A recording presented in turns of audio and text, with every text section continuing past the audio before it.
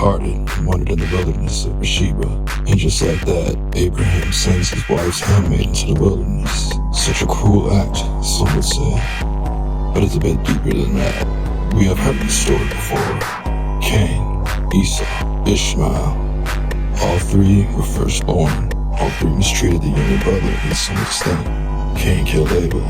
Esau tried to kill Jacob. And Ishmael gave Isaac the crooked eye.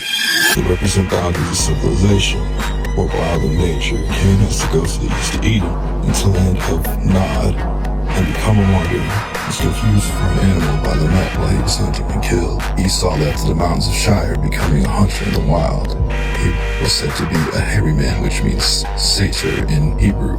And Ishmael dwelt in the wilderness. Of Paran was a wild donkey of a man, a fisher with the bow and a great hunter. Weakness is common motive. Cain's offerings to God were weak. Esau came back weakened from hunting and sold his birthright for food. Ishmael was weakened in the wilderness and almost died.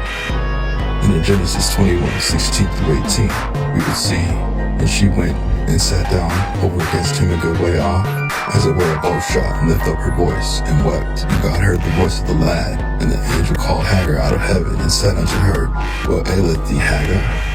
Fear not, for God hath heard the voice of where the lad is. Arise, lift up the lad, and hold him into thine hand, for I will make him a great nation. There it is.